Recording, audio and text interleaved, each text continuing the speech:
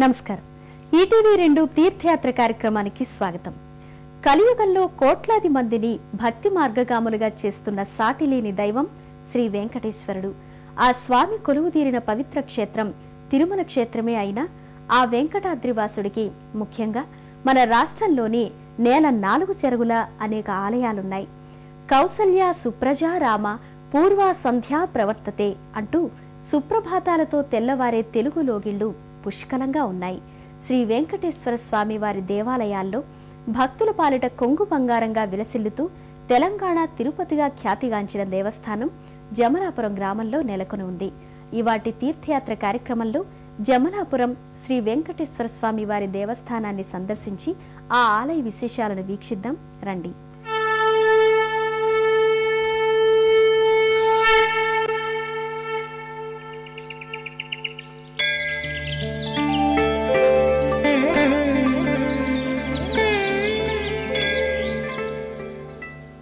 జమలాపురం గ్రామ సమీపంలో కొండ మీద శ్రీ వెంకటేశ్వర స్వామి వారి దేవస్థానం ఉంది.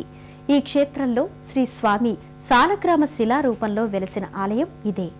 స్వయంభూగాను ప్రతిష్టాపిత విగ్రహ అలంకారమూర్తిగాను పూజలందుకుంటున్న శ్రీ వెంకటేశ్వరుని విశిష్ట ఆలయంగా చెబుతారు.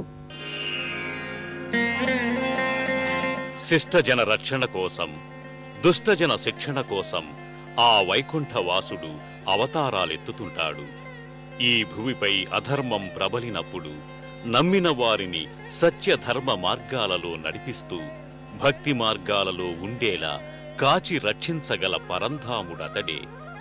ఈ కలియుగంలో కోట్లాది మందిని భక్తి మార్గగాములను చేస్తున్న సాటిలేని దైవం శ్రీ వెంకటేశ్వరుడు.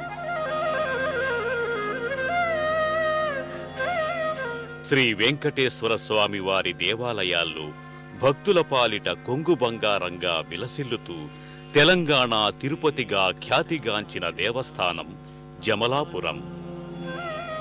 కృతయుగంలో నరసింహస్వామి, త్రేతాయుగంలో శ్రీరామచంద్రుడు, ద్వాపరంలో శ్రీకృష్ణ భగవానుడు, ఈ కలియుగంలో శ్రీ వెంకటేశ్వర స్వామి ప్రత్యక్ష దైవాలు.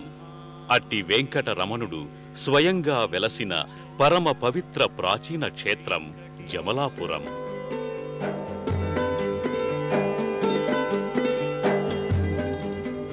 ఖమ్మం జిల్లాలోని ఎర్రుపాలెం మండలంలో ఏరువపాలెం నుంచి 6 కిలోమీటర్ల దూరంలో జమలాపురం ఉంది.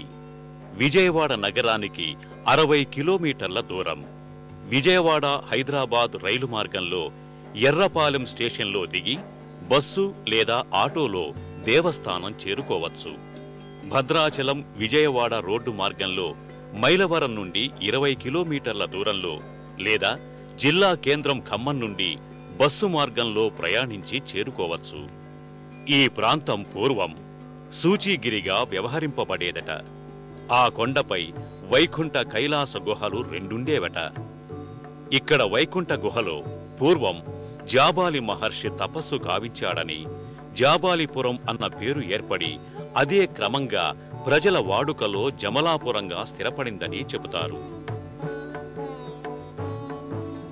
శ్రీ స్వామి సాలగ్రామ శిలారూపాన వెలసిన ఆలయం ఇది.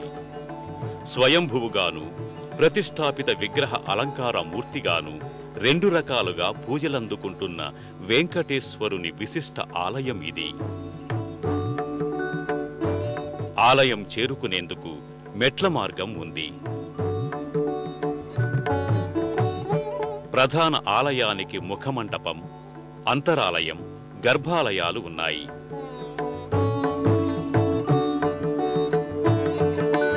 ప్రధాన ఆలయం దక్షిణాభిముఖంగా ఉంది.